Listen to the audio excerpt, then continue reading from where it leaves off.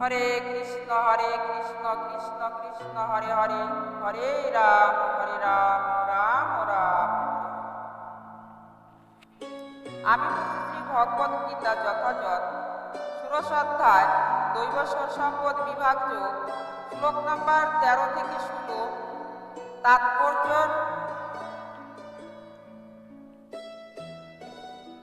দ্বিতীয় চ্যাপ্টার বা দ্বিতীয় প্যারা। প্রতিটি আসরিক ভাবাপন্ন মানুষই মনে করে যে অন্য সকলকে বলি দিয়ে সে বেঁচে থাকতে পারে।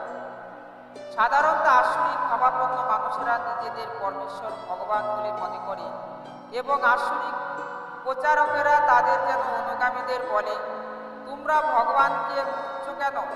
তোমরা সকলেই ভগবান, তোমাদের যা ইচ্ছা তাই তোমরা করতে পারো।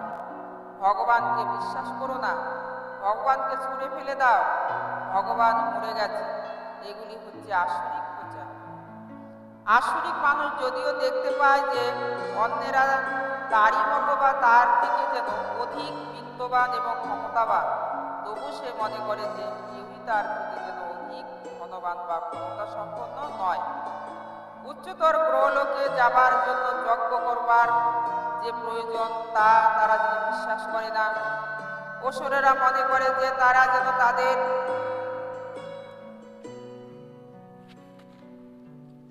নিজেদের যেন মন গড়া যজ্ঞবিধি তৈরি করবে এবং কোনো রকম যেন মন্ত্র আবিষ্কার করবে, যার দ্বারা তারা যে কোনো যেন উচ্চতর গ্রহলোকে যেতে পারে।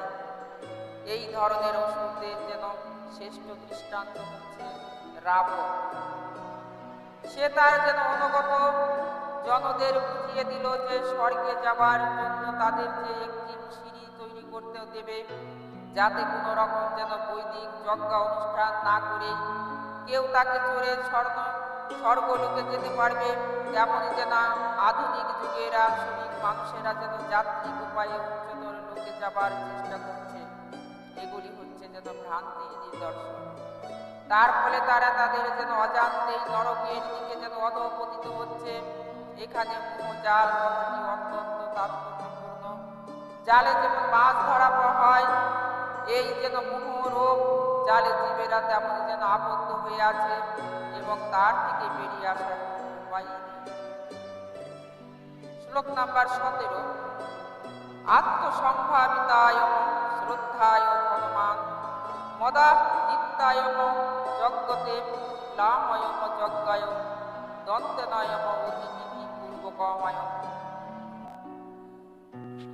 গীতার গান।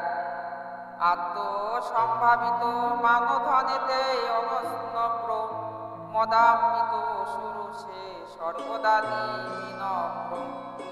নামমাত্র যজ্ঞ করে শাস্ত্রে বিধি নাই, দম্ভ মাত্র আছে যার সার কেবল বড়াই। সেই আত্মাভিমানী অনম্র এবং ধন এবং মানে মদাম্বিত ব্যক্তিরা যেন অবিধিপূর্বক দম্ভ সহকারে নামমাত্র যজ্ঞের অনুষ্ঠান করে। তাৎপর্য, নিজেদের সর্বে সর্বা বলে মনে করে এবং কোন রকম যেন অধ্যক্ষতা অথবা প্রমাণ্য শাস্ত্রের পরোয়া না করে অসুরের যেন তথাকথিত ধর্ম অনুষ্ঠান এবং যজ্ঞবিধির অনুষ্ঠান করে থাকে। যেহেতু তারা নির্ভরযোগ্য প্রমাণিক সূত্র বিশ্বাস করে না, তাই তারা যেন অত্যন্ত উন্নত এবং অদ্ভুত। তার কারণ হচ্ছে সঞ্চিত ধন সম্পদ অহংকারে মত্ত হয়ে তারা যেন মহাচ্ছন্ন। কখনো কখনো এই ধনের অসুরেরা ধর্মপ্রচারক সেজে জনসাধারণকে যেন বিপদগামী করে এবং ধর্ম সংস্কার বা ভগবানের অবতার রূপে যেন নিজেদের জাহির করবার চেষ্টা করে। তারা যজ্ঞ অনুষ্ঠান করবার ভান করে অথবা দেব দেবীর পূজা করে অথবা নিজেদের মন করা ভগবান তৈরি করে। সাধারণত লোক তাদের যেন ভগবান বলেই মনে করে তাদের পূজা করে। মূর্খ লোকেরা তাদের ধর্মজ্ঞ এবং দিব্য জ্ঞান সম্পন্ন বলেই যেন মনে করে। তারা যেন সন্ন্যাসীর বেশ ধারণ করে সব রকম অপকর্মে লিপ্ত থাকে।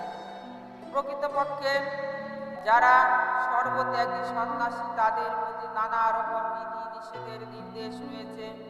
অসুরেরা কিন্তু এই সমস্ত বিধি নিষেধের ধার ধারে না। তাদের মতে কোনো নির্দিষ্ট পথ অনুসরণ করবার দরকার নেই। যার যার নিজের মত অনুযায়ী এক একটি পথ বার করে দিয়ে চলে। অবিধি পূর্বকম অর্থাৎ কোনো বিধি যেন নিষেধাজ্ঞার পরোয়া না করে কথাটির উপর যেন বিশেষ করে জোর দেওয়া হয়েছে।